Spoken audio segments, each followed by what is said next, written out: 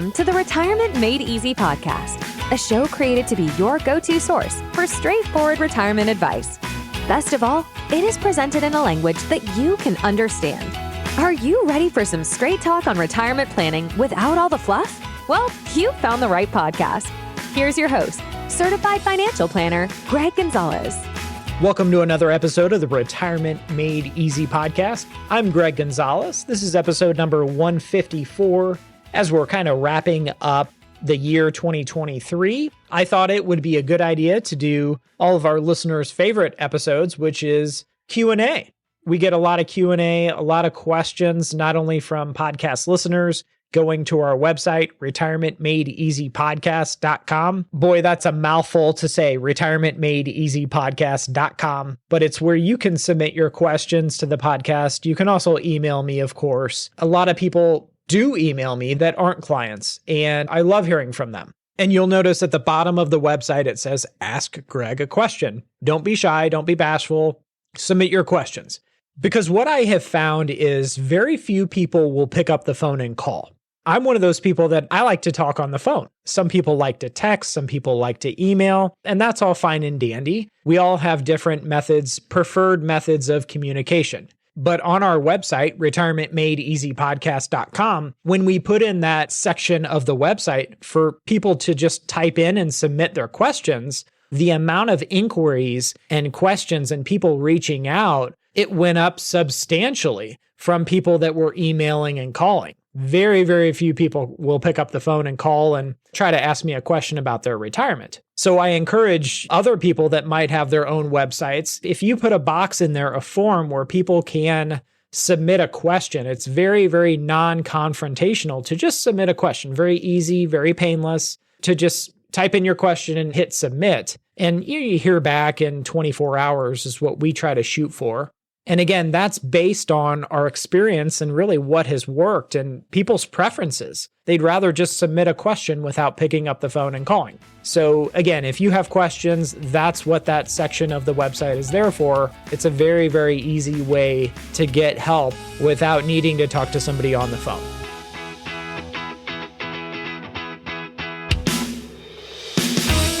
So let's jump into as many questions as we can get through today. Some of the answers are going to be shorter than others, so I'll try to keep this concise so we can cover as many questions as we possibly can today. One of the questions, this is a fantastic question. This was submitted from Jenny. For privacy reasons, of course, we don't use people's last names. Even if they include it in their question, we don't include their last name on the podcast. So Jenny submitted this question saying that she's a couple months out from retirement. What are some things that she should be looking at? She's kind of getting uneasy about this decision, but what are 5 things that she should be looking at as she prepares for this retirement date? This is a great question, Jenny. I mean, this is one of the best questions I've received in a long, long time. So of course, if you're working with a retirement planner, you're going to want to go to them and say, hey, I'm a little uneasy here. Let's update my retirement plan and make sure we're not missing anything. The market has really gone wild this last quarter of the year. So probably the figures that you used in the last version of your retirement plan, those will need to be amended. But some things to kind of consider. Of course, so number 1, contact your retirement planner and say, hey, it's time to fine tune and update my retirement plan now that I'm on the doorstep of retirement. Next thing I would be looking at is, okay, health insurance. How's that going to change once you retire? Jenny did not mention that in her question, but maybe her spouse is still working and can cover her for health insurance now that she's not working. Maybe she's 65 and she's eligible for Medicare. Maybe she's going to utilize COBRA, or maybe it's Obamacare. But making sure I understand my health insurance and how that's going to change in retirement, that would be top of mind. Next, I would be looking at whether you're going to get paid out on vacation and sick days. Different employers have different policies. I would also look to kind of fine tune your retirement income game plan for next year, for 2024. assuming you're going to be retiring in the first part of 2024, well, you're going to want to say, okay, what does my retirement income look like? Is it Social Security? Is it a pension? When are those going to start? If you've got a pension, have you filled out your pension claiming paperwork correctly? Same thing for Social Security. Have you gone onto the website? Have you booked an appointment with Social Security? Will you start drawing retirement income from your retirement nest egg of retirement accounts, Roth IRAs, 401ks, those kinds of accounts that were earmarked to fund your retirement, and come up with a game plan to say, okay, am I going to be taking withdrawals every other week or once a month? What does that look like? And then also on top of that, taxes. What kind of tax withholding are you going to have? Are you just going to pay quarterly estimates on your taxes, or are you going to just withhold taxes from your Social Security, pension income, and IRA or 401k withdrawals?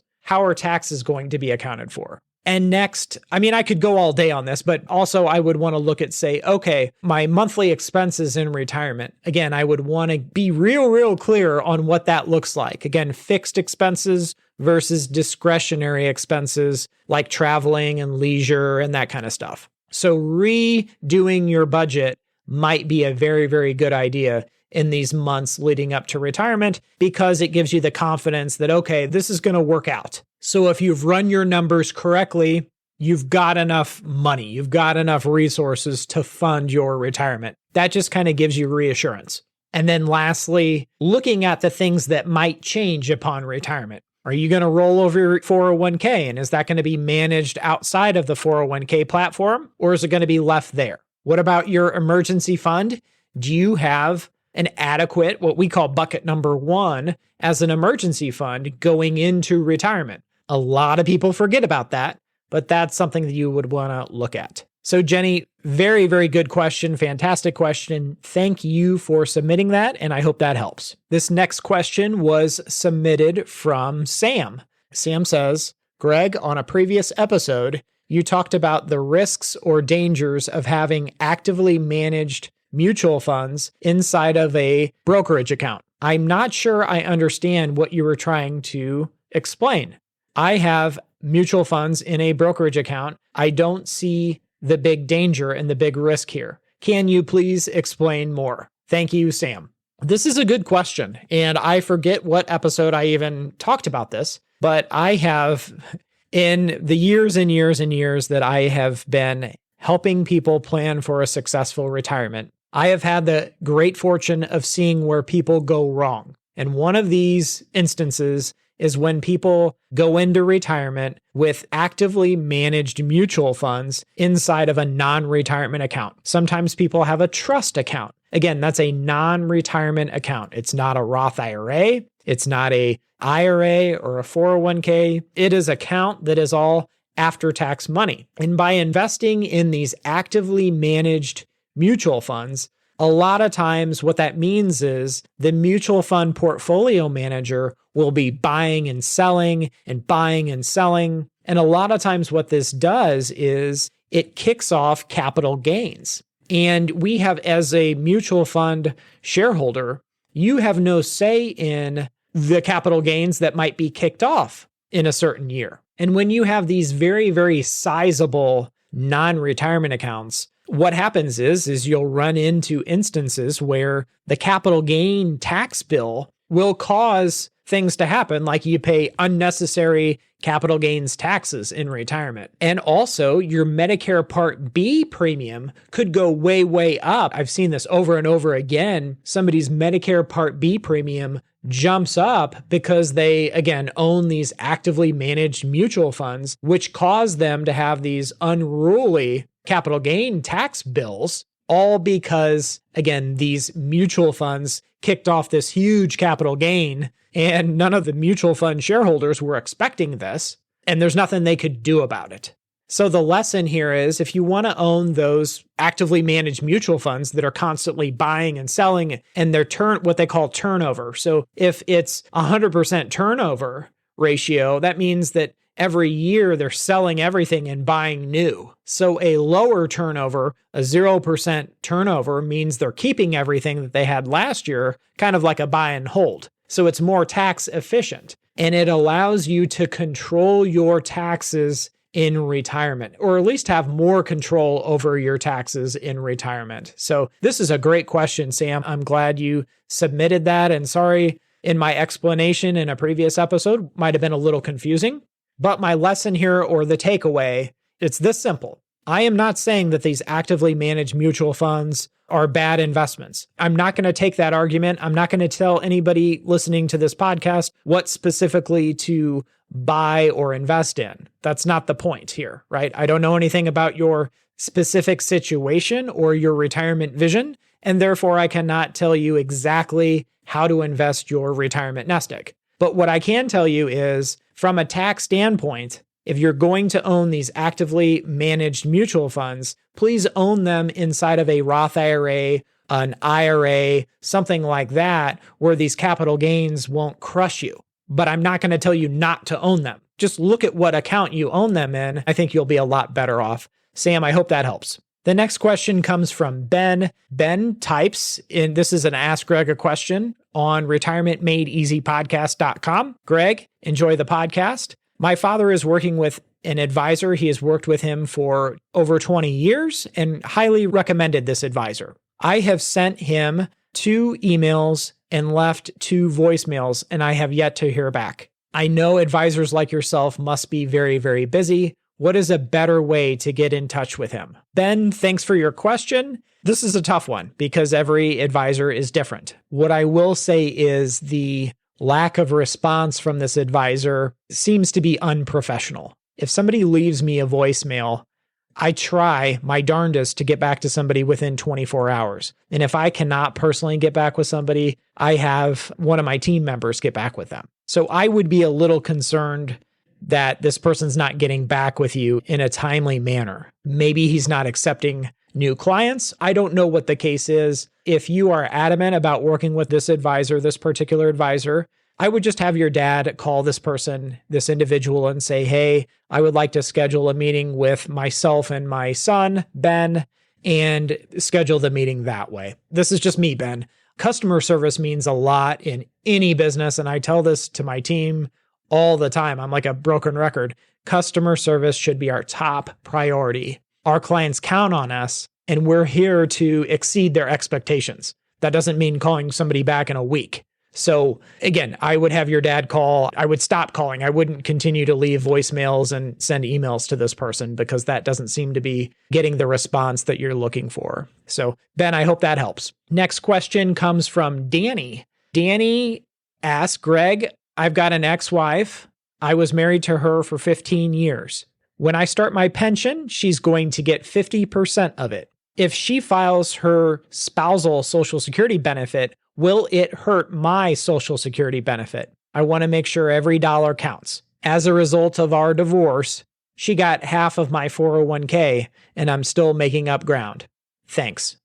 Okay, so what he's talking about here is, like with the 401k, whatever your divorce decree says, how the assets are divvied up or split up, it will say in there very specifically that 50% of the 401k went to the ex-spouse and bank accounts and all the different assets. There will be nothing in there about Social Security because the rules are on SSA.gov. You can read about them. So your ex, since you were married 10 years or longer and you got divorced, as long as your ex did not remarry before their 60th birthday, they are entitled to spousal and survivor benefits, which equate to up to 50% of your benefit at full retirement age. So if your benefit at full retirement age was $3,000, when your ex-spouse turns their full retirement age, they will get half of that, or $1,500. So that spousal benefit, even though they're an ex-spouse, since they were married to you for over 10 years or more, they are entitled to that same spousal benefit as if you were still married today. So if your ex-spouse claims that spousal benefit, it will actually not reduce your benefit whatsoever. In fact, they don't need to let you know. You don't have the ability to approve or deny them claiming their spousal benefit. In fact, your ex-spouse does not have to wait until you claim your benefit for them to be eligible for their spousal benefit. Now, if you were still married, those rules would be different. Your ex-spouse would have to wait for you to collect for them to be eligible for their spousal benefit. So to answer your question, my friend, your ex-spouse and that person claiming their spousal benefit on your earnings record will not decrease. It will not help or hurt your Social Security benefit whatsoever. So I would not worry about your ex-spouse and the benefit that they may or may not receive, because their own earnings record may be high enough that the spousal benefit may never even come into play to begin with. So it's just not going to impact you. So good question, though. I know a lot of people are concerned about that. The next question comes from Lewis. Lewis asks, Greg, I'm going to be retiring next year and I'm looking for help with investing my 401k. I've been reaching out to financial advisors that I think could help me, and one of them is Fisher Investments. What do you know about them? Do you think they are good? Lewis, my mother taught me a long time ago, if you can't say something nice, don't say anything. And that's what I'm going to do, Lewis. I hope that helps. Next question comes from Joanne. Joanne asks about long-term care. Greg, love the podcast. I would love to hear your thoughts on long-term care. How do we begin to pay for this? My mother is in assisted living, and it costs us almost $10,000 per month. Should we buy long-term care insurance? Should we self-fund? How do we do it? Thanks, Joanne. So, Joanne, this is a fantastic question. This is why I picked your question, so feel proud. This is really, really good. This is a question that you need to address as you're planning for a successful retirement. What I have done is I have looked at all the statistics as far as end-of-life planning. And a lot of times people call that long-term care planning. So meaning independent living or assisted living in those final years of our lives when a lot of times we need care and care is expensive. So do we look at long-term care insurance? Purchasing that. And by purchasing that, you may be paying a premium year after year after year. Or do you buy paid up long-term care insurance? And in that way, you wouldn't have an annual premium. It's just a one-time expense. Or do you self-fund this risk? Meaning you build up a pot of money that's earmarked for those expenses down the road. We don't know what they're going to be. We don't know how long we might need that care. Or are we going to need that care at all? There's a much higher percentage of men that don't end up needing that care, or if they need that care at the end of their life, they don't need it very long. So that's why you see long-term care insurance premiums being higher for females than for males, because women are statistically more inclined to need the care and need it longer. Also looking at, okay, could we sell our home and use that as a quasi long-term care policy or long-term care funding? Sometimes mom and dad will sell their home and use the proceeds from the sale of their home to help pay for that care. So we look at that as well. And there's many types of long-term care insurance policies. Some of them are hybrid, where they have a life insurance death benefit in case you don't use the care. So there's no one size fits all, right? And so you need to come up with a game plan, and this needs to be a part of your overall retirement plan, how we're going to address that risk down the road. And if it costs $10,000 a month now, and you're 60 years old, in 30 years when you're 90, what are those costs going to be? Are they going to be triple or quadruple the cost today? So we have to make some assumptions of what that cost is going to be in the future. Again, really, really good question here, and be sure to bring this conversation up in your next meeting with your retirement planner. That's the last question of the day here. We'll do one more episode before year end. Questions from listeners of the Retirement Made Easy podcast. So look forward to that next episode. I hope you enjoyed today's show. And remember, always dream big. The opinions voiced in this material are for general information only and are not intended to provide specific advice or recommendations for any individual. To determine which investments may be appropriate for you, please consult your attorney, tax advisor, or financial advisor prior to investing. This is a hypothetical example and is not representative of any specific investment. Your results may vary. All performance referenced is historical and is no guarantee of future results. All indices mentioned are unmanaged and may not be invested into directly. The SmartVestor program is a directory of investment professionals. Neither Dave Ramsey nor SmartVestor are affiliates of St. Louis Retirement Advisors or LPL Financial. There is no guarantee that a diversified portfolio will enhance overall returns or outperform a non-diversified portfolio. Diversification does not protect against market risk. All investing involves risk, including loss of principal. No strategy assures success or protects against loss. Securities and advisory services offered through LPL Financial, a registered investment advisor, member FINRA, SIPC. Thank you for listening to the show today. Check us out at our website, retirementmadeeasypodcast.com. And if you want some help from Greg, submit your questions at the bottom of the page or sign up for a 30-minute retirement coaching session with Greg. We'll see you next week.